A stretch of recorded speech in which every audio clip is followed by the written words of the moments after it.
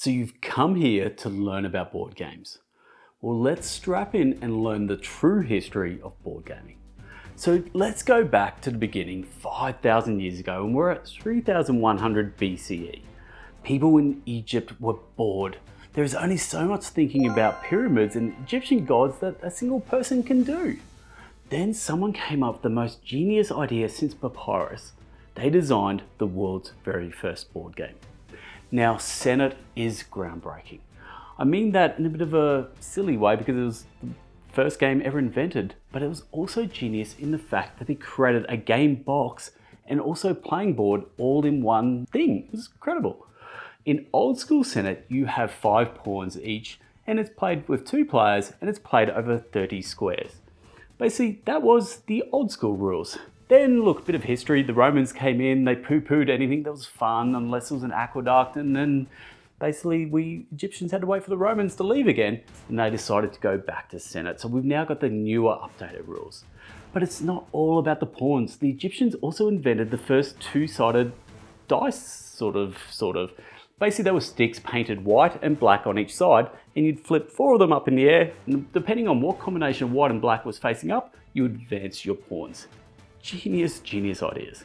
Now look, the pros of this was the theme was absolutely dripping. Look, you're playing as souls passing through the underworld by connecting individuals to their own different stages of their own lives. Like, mind blown.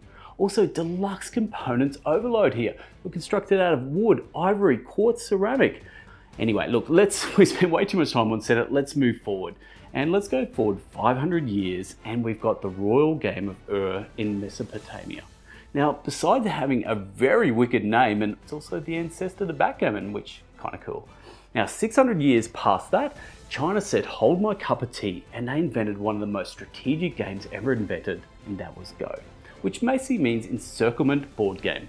So played over a 19 by 19 grid, you have 2 sets of stones, white and black, and your job is to place the stones one by one, trying to capture your opponent's stones by fully surrounding a section.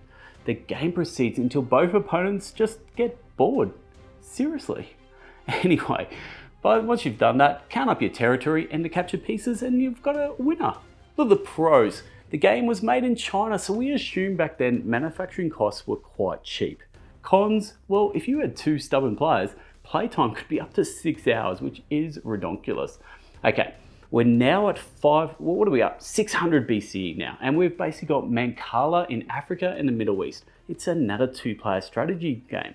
But the brilliance here is it's not played by just the rich, it's also played by the poor as well. So sure, you've got the rich could have their big wooden boards and marble and everything like that, but the poor people literally could dig holes in the dirt and play with stones.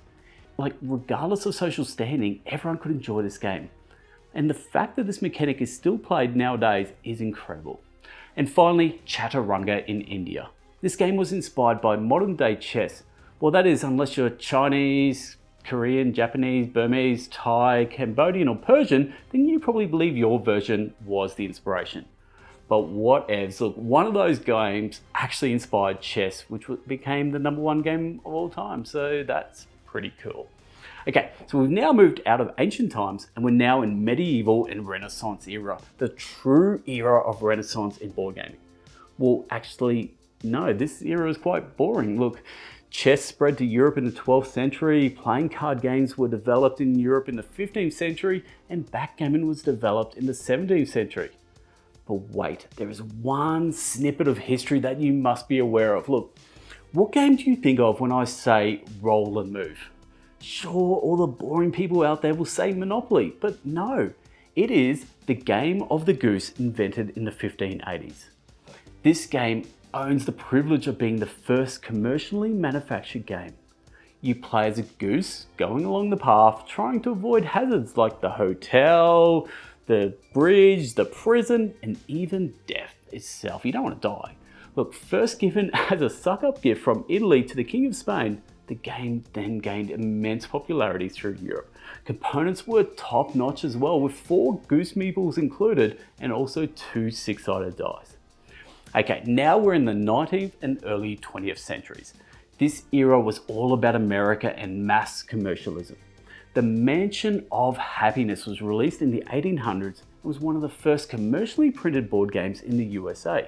Then comes 1903, and a little old lass named Elizabeth Maggie created the Landlord's game. Now, buckle in folks, there is some serious history here. The too long didn't read was basically Lizzie invented the game, then painted it, and then tried to get it published. One company called the Newbie Game Company, true name, agreed to publish it under the title Brer Fox and On Brer Rabbit, which flopped because it was a stupid name, but was also sold under the Landlord's title, which was much better received. Now fast forward until 1935 and Lizzie sold the rights to the game to Parker Brothers for $500. At the same time, a guy called Charles Darrow also sold Parker Brothers a game called Monopoly, which had a spooky resemblance to the Landlord's game. Let's not beat around the bush here. Charles was inspired so much that he created nearly the exactly same game. Coincidence? Who knows? Parker Brothers at the same time printed both versions. One went on to become one of the most successful board games of all time, and the other had an extremely limited print run. And sadly for old Lizzie, she only got a measly $500 to show for this genius design. Now, interesting side note, if you have a copy of the original The Landlord game, this is considered one of the rarest of all board games. It's worth a small fortune now. Okay, besides Monopoly, the 1900s were famous for games like Clue, Risk, and The Game of Life, all classics that are still printed today. Now we're at to 1974, the year that Richard Nixon resigned over the Watergate scandal. The rumble in the jungle saw Ali beat up on the George Foreman grill, and it was also the start of the era of nerds hanging out in their basements. Welcome to Dungeons and Dragons era. Dungeons and Dragons was a game that wasn't just about winning. It was about storytelling, world building, and limitless imagination. It broke every single rule of traditional board games and laid the foundation for the immersive, narrative-driven experiences that would define the future of gaming. Then 1977 saw Ogre, 1980 saw Cosmic Encounter, both big steps in gaming at that particular time. But the most important of the 1990s was all about those dungeons and those damn dice roll checks. Okay, the next major evolution was in 1993, and we've got Magic the Gathering. This game not only changed the board game world, but also created an entirely new genre of collectible and trading card games. Released in 1993 by Richard Garfield and published by Wizards of the Coast, Magic revolutionized how we think about card games. It introduced the concept of collectible cards, where each card is a unique piece of the game that can be traded, sold, and collected. Its impact on the tabletop industry is so significant, it stands at the forefront next to Dungeons & Dragons as true inspiration of change in the 20th century. Side note, while you thought Parker Brothers securing the rights for Monopoly was a sound investment, let's have a small chat about Hasbro. In 1999, Hasbro acquired Wizards of the Coast for $325 million. Now at that time, that was a pretty big chunk of money, but Hasbro were true visionaries for this move. From 2022 onwards, this game, Magic the Gathering, has generated over $1 billion in revenue each and every single year, which accounts for over half of Hasbro's total gaming revenue. $1 billion bucks for a little old card game, that is bonkers. Okay, anyway, 2 years after Magic in 1995, America just got slapped in the face by some Klaus Tuber Bratwurst with the game Catan. When discussing games that have truly changed history, Catan, originally called Settlers of Catan, is impossible to ignore. This game introduced European-style design to the traditionally insular American board gaming market, paving the way for a true global board gaming revolution. Now, beyond its popularity as just a casual game, Catan had a massive impact on the competitive board gaming scene. It was one of the first modern board games to develop a global tournament scene, with national and world championships attracting dedicated players all over. Ultimately, Catan demonstrated that board games could be deep, strategic, and competitive, which inspired countless of other designer board games in the years that followed. Now into the early 2000s, and well, we had pretty much the largest portion of our now known modern classic games during this era. 2000 saw Carcassonne make pretty much tile laying fun again. We had building villages, roads, and cloisters. It was great fun. 2004, Ticket the Ride, we laid trains all over America, later becoming one of the highest selling games of all time and still stands as one of the greatest gateway games. Dominion in 2008 was groundbreaking in the fact it created deck building mechanic, which is so popular still some 17 years later. Pandemic then popularized cooperative gaming and later also popularized legacy style games when Rob Daviel, who made Risk Legacy, learned from some of those things, fine-tuned it and created Pandemic Legacy Season 1. There was so much to love from this decade. But we cannot embark on a journey on board game history and not focus on the rise of Kickstarter. Kickstarter launched in 2009 and quickly became a popular platform for crowdfunding creative projects, including board games. The history of the very first board game launched on Kickstarter is actually quite hard to find.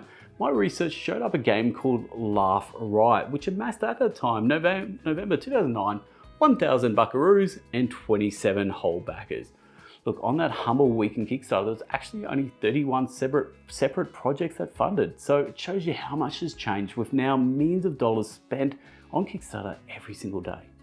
So while I guess Laugh Right doesn't actually make this list for being generational, the first true success was Alien Frontiers, which launched in 2010, reaching around $30,000 and over 1,200 backers.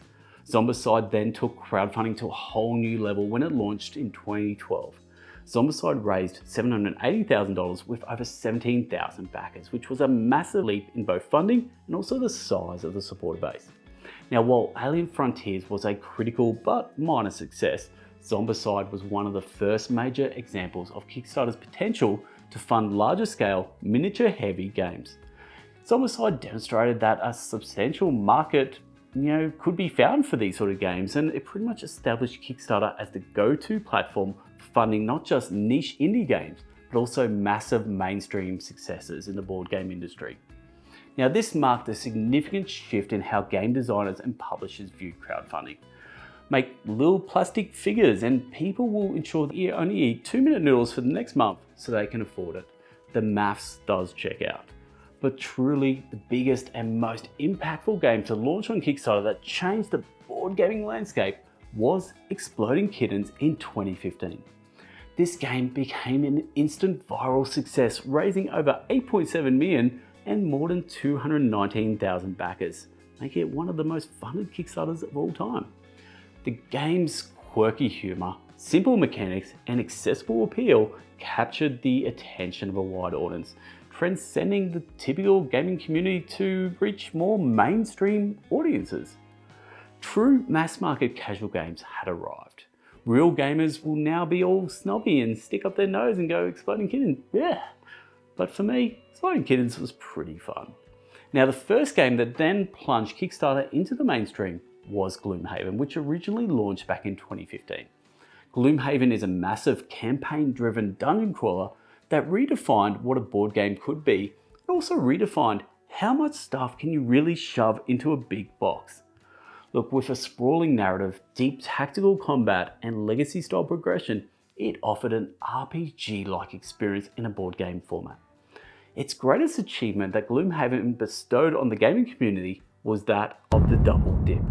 Now, while somewhat successful in its first launch, the game was well received by backers, so they said, let's go back to Kickstarter and do it all over again. People went bananas and gave up their firstborn children to make sure they got a copy of that second edition. Hence, the success of the double dip on Kickstarter had arrived. The cheeky little buggers then went back for a third dip when they released Frosthaven, which just earned a lazy little $13 million bucks there, so not bad money for Isaac Childress. And then finally, modern era. That's sort of now, that's where we're at now. Look, it's hard to know what games will be true inspirations and innovators in the tabletop scene going forward, but I'm going to take a guess and say Root and Wingspan. Look, when I die, I want it on my gravestone.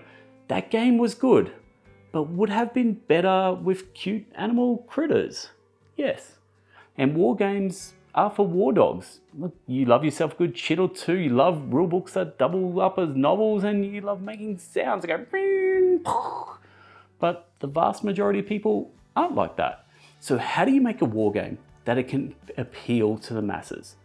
Enter cute woodland critters. Root changed the way people look at war games and what they can be. There's still lots of rules and there's still, I guess, the core of a war game there, but the asymmetric factions and everything, all that cuteness, it just made it a success. The final game I'm going to talk about is Wingspan. Like Root before it, this game catered to a wider, more diverse audience, which is why it became a hit. Now, with its unique theme centered around birdwatching, it broke free from those traditional cliches of fantasy, sci-fi, space, and economics. The game's blend of engine building mechanics, stunning artwork, and educational elements make it a standout, drawing in both casual players and also seasoned gamers alike. Its success encouraged other publishers to take more risks with theme selection, paving the way for greater diversity in game design, and also made nature-themed games the absolute hotness of the 2020s. Now, the impact went further than this. The true success of this game was having a woman designer and artist on the project, hopefully inspiring then future generations of girls and women to embrace the world of game design and also game art, when the industry traditionally has always been quite male dominated. So just remember, kids, when you are playing Gerbil Span and Screaming Goat Span in 20 years time, don't forget to thank little old Elizabeth Hargrave and her foresight in creating the bird nerd game Wingspan. And that's it. That is the history of board games all wrapped up in one video. What games did I miss off this list? I'd love to see it in the comments below. Anyway, that is all I have. I'm Hogs. This is the Bangers Project. That was the history of board gaming. Laters.